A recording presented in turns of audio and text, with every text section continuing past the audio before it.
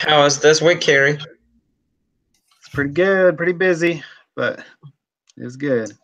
Always busy, I know. Yeah. Okay. Okay, so for this week, we have probabilities. How was the preparation sheet? It was all right. I don't know. It seemed like there wasn't a lot to it. Yeah, so it was not that long. And sorry, just for the lesson for preparation, have probability, discrete random variables, and then for part 2, we only have 2 questions to go through. Correct. Do you have that one pulled up already? I do. The definition of the discrete random variables was a little bit odd. But I think that as I read through it, it just really pointed out the fact that there's a pattern. It's just a very long-term pattern, and you may not see it right away, but you have to keep that in mind. Is that's what makes it the discrete portion of it. Is it, you know, over 1,000 tosses on a 6-sided dice, you're roughly going to see 1/6, but it may not happen right away. Right. That's yeah. Okay. Another thing with that one said that as well, it is discrete if it can be listed.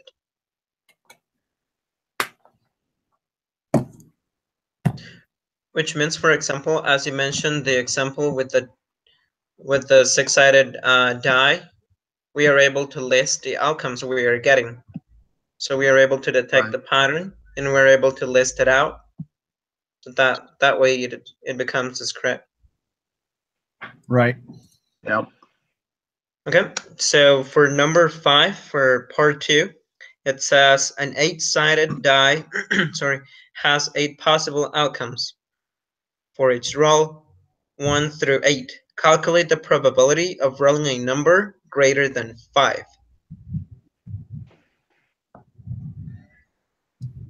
Rolling a number greater than 5. So that would mean it would be 6, 7, or 8, right? So that'd be 3 out of 8. 3/8, which is 0.375. That's what I got. Yep. And then for question 6, it says calculate the probability of not getting a number greater than 5.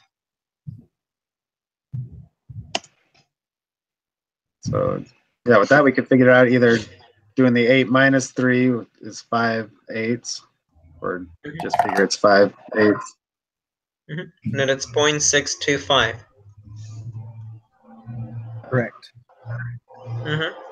Yes, it's just to comply with the third rule of the probability, which is letting us know that the whole outcomes we have has to match 1 or 100%, not greater than that. Right. So if you know the probability, you can subtract it from 1, and it should be the same as your fraction. Yes. Correct? It's just deductions. Yeah. I've got a question if you guys have a second to talk about it. Absolutely. You know, when I was doing statistics, my introduction to statistics, as well as reading again this Columbus example with the chickpeas. You guys remember that? So there was 41. Right. And then they did it 3 different times.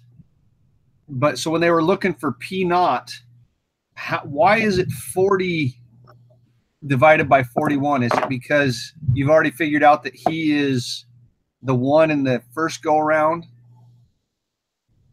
Does that make sense? it isn't it asking like what's the probability of him not picking it? Right. And so he's got 40 out of the 41 do not have the mark on it, so he's got a 40 out of 41 chance of not getting it. Okay, so there's 41. What you're saying, if I understood you correctly, is that there's 41 chickpeas. 40 of them do not have the mark on it. That's why it's 40 divided by 41. Right. Yes. Right. That's what I understand. That is something that I have never been able to figure out when I've done P0 is why that number comes down. That makes more sense. Thank you. Sure. So then whenever we're making the probability, 41 is our whole number. So we will take 41 as 100%. Right. Okay. Yes. I don't know if you had any other question regards the material we read, or any other of the questions for part 1 on the preparation sheet. I don't think I had any questions this time. Like I said, I know this may come back and bite me later, but this was a good review to my introduction to statistics, and I know we're going to get a lot more in depth as we go. But I don't have any more questions right at the moment. I think I'm ready to open up the quiz and go that way. Okay. Sounds and good. A good thing will be as well, if we have questions whenever we're going over the material, I mean, do not hesitate, and we can email one each other if it is fine with you as well. So before the meeting, we can discuss some things as well, or after the meeting, whenever doing the homework or stuff like that, if it is fine with you. Yeah, absolutely. Yep. So now just let's pull up the quiz. Main quiz.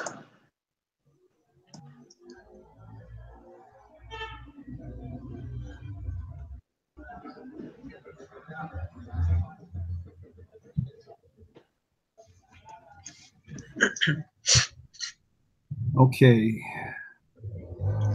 Okay, this one, first and second question, is just about our attendance and participation.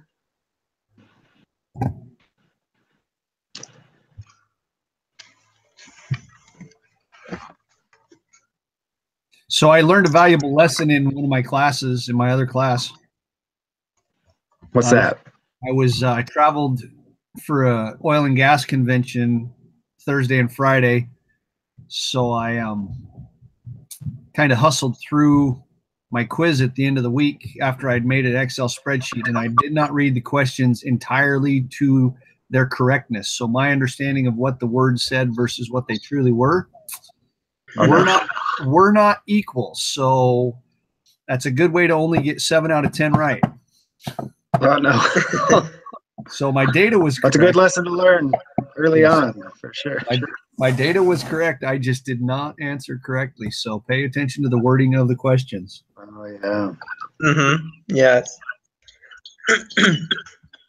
Then just the note says, give all your probability answers as decimals. For example, 0.1234. Do not give probability answers as percents. Okay. Good to know. Yes. I just went into the homework quiz, and then I didn't read that instruction, and I just missed the first attempt. Oh, no. Oh, no. Yeah, so that's why I wanted to give you the hint. So now it says, use the following information to answer the next 3 problems. Human blood can be classified into one of our basic types, O, AB, and AB. The proportion of people in the population of the United States with each of these blood types is summarized in the following table. That says O, it's 0.45, A, 0.40, B, it's 0.11, and AB, 0.04. The blood types and the proportions given in the table above define a probability distribution. That would be true, right? Yes, because within the 4 types, we have a total of 100%. Right. And sometimes they may try to trick you, so you have to do the math to make sure they all add up, correct? Yeah. Mm-hmm. Yes, Yeah, it's because 15, 60, and 40, yes. Whole number of 1. Okay. Does someone would like to read number 4? What is the probability that a randomly selected person in the United States has type O blood? What is it for a randomly selected person? It's 0.45, right? That looks right. Mm-hmm.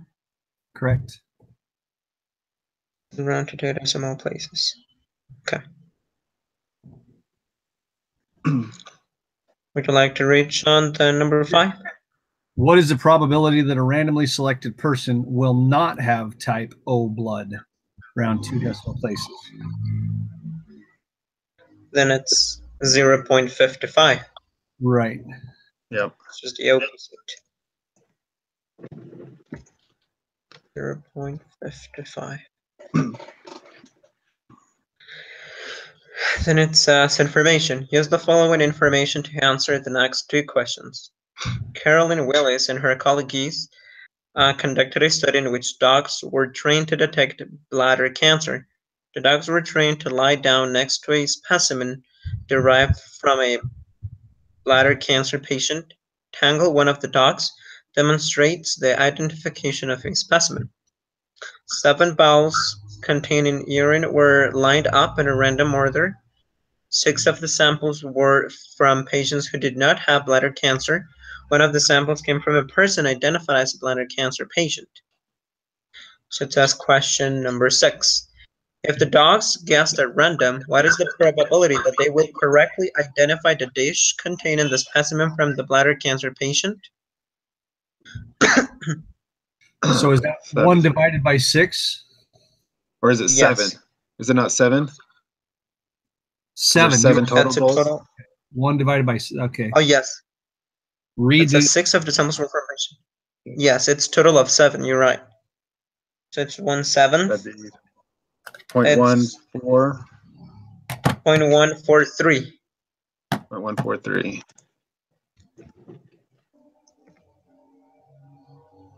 Yes, that's right.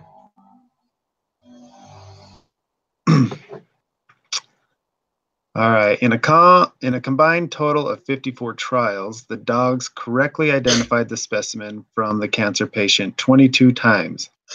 It is very unlikely that the dog would do this well by random chance alone. Which of the following statements is most appropriate?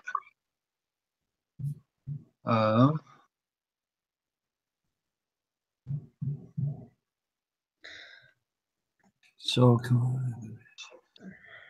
would be Yes, it's less than half. I would say there is a little evidence that dogs can detect bladder cancer, or do you think that will be there? Because it's less than half. right. It is less than half. So that's a probability of 54 times 22. That's 40% probability that they were able to guess that one.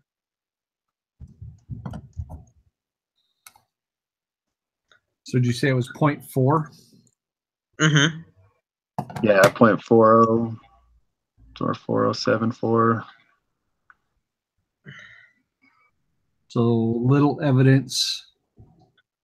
That's the one that I would like to choose because we have less than half of the trials for dogs guessing. Because if it would be more than half, I would say yes, there is strong evidence. But I don't know what you think. I can't remember when you're trying to figure that out. Hold on just 1 second. Let me look at it. Yeah, the only thing that gets me is 22 out of 54. I mean, that's more than you would think randomly. Right. What they would get randomly. That makes sense as well. Which makes me wonder if, there's not very, that they can detect it. I mean, maybe not real well yet, or I don't know. That's the only thing I'm thinking is that it's more than just what the random chance would be. Right. I mean, quite a bit more than what the random chance would be. Almost 30% more. That's correct. Yes, because if we think it that way, on every single chance, they had 7 vowels to choose from. Mm-hmm. And then from 7 vowels to choose from, they were able to get 22 times the correct vowel. If we think it that way, yes, it's providing a strong evidence, but right. Yeah, I can't remember exactly what I'm trying to think. I think there is evidence. I just can't remember whether there's strong evidence there or. I know that's the thing that gets you. Is it strong evidence, or I don't know. There is a little evidence. Right. Okay, I will support Carrie's answer to go with that provides strong evidence. That it's quite strong? I would support that one. Okay. Okay, so then let's go with that one, that does provide strong evidence that dogs can detect bladder cancer, so we will see then. Okay. 1 second here. Sure.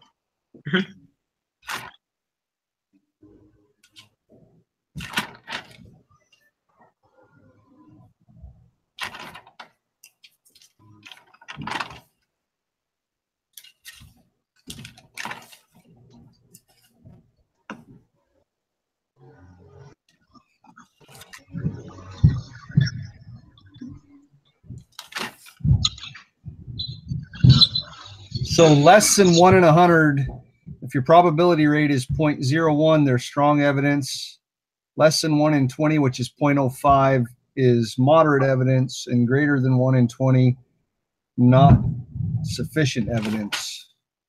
But that's talking about looking at the null for what you would expect to find, and we're not really doing that in this question, are we? It's just randomly being chosen from. All right, sorry. So my trail took me down something that we weren't studying. I apologize for wasting your time. Did you get? Was that something else, or was that from the reading that we did? That was from my introduction to statistics last semester. Okay. Okay. Like I said, I just roll notes. Okay. Sure. Okay. So then, would you like to read the next one, Sean? M&Ms are small chocolate candies. The M&Ms website previously indicates that in the United States, distribution of the colors in a bag of plain M&Ms is given in the following table. Colors and proportions: brown 0.13, yellow 0.14, red 0.13, blue 0.24, orange 0.20, green is marked out. So if you reach into a bag of plain M&Ms, what is the probability of drawing a red colored candy? 0.13, right? Right. 0.13. 0.13. Then it says for question 9, what is the probability that a randomly selected candy is green? That one will be... You have to add the rest of them up and subtract them from 1, correct? Mm-hmm. And it's 0.16. 0.16? Mm-hmm. 0.16. Yes, because we have 13, 27, 30, 40, 64, 84. Yes, 0.16. So 0.16.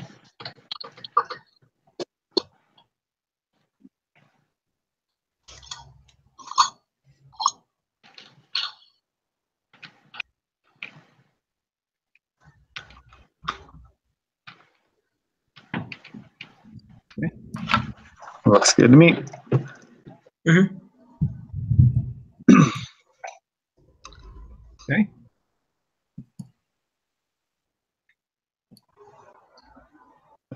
So I'll go, what is the probability that a randomly selected candy is not green? So that would just be the 0.84, right? Yes. The inverse. That's all the way around. 0.84.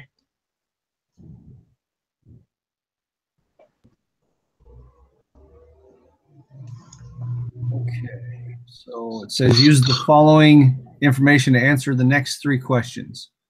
The ACT scores of students admitted to medium-sized public universities in the Western United States were taken from capx.com. The following summary statistics were calculated. A mean of 24.3, standard deviation of 4.3, variance of 18.6, minimum of 14, quadrant 1 is 22, median 24, Q3 is 27, and the maximum of 35. Interquartile range of 5. Half of the observations are less than or equal to what number? So that would be the median, right? 24. Median is the middle.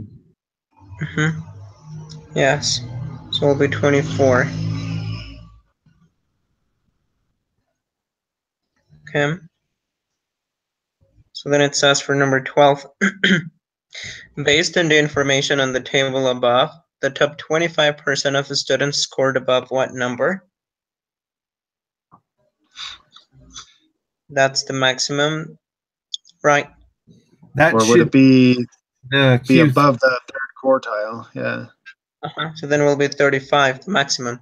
Oh, it Well, would be 27 above 27.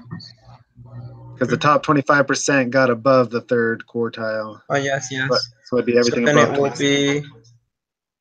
be 8, right? The difference between the maximum and quartile 3. I think it's just 27 because they just above, scored above that number. right. Because the Yes, third it's- quartile is the Mhm. 27 Yes, and you're below, and then anything above that. Yes, because it's asking what it's the 75%. Yep, and that's 27. Okay. Which of the following statements is not one of the 3 rules of probability? Probability that an outcome will not occur is 1 minus the probability that it will occur. Probability is a number between 0 and 1. If the probability is high, then the probability is positive. If the probability is low, then the probability is negative. I think that's the end. So some of the probabilities. That's the So the third one. one.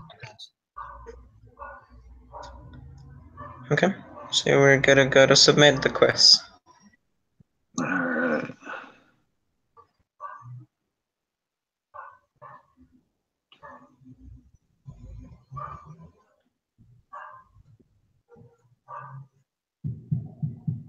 Looks like we got them all. Got all right. Yes. Strong evidence. That's good. Good job, fellas. Nice. That's good to know then. That was the one that I had down on, but yes, it's fine. Good. Okay. Awesome.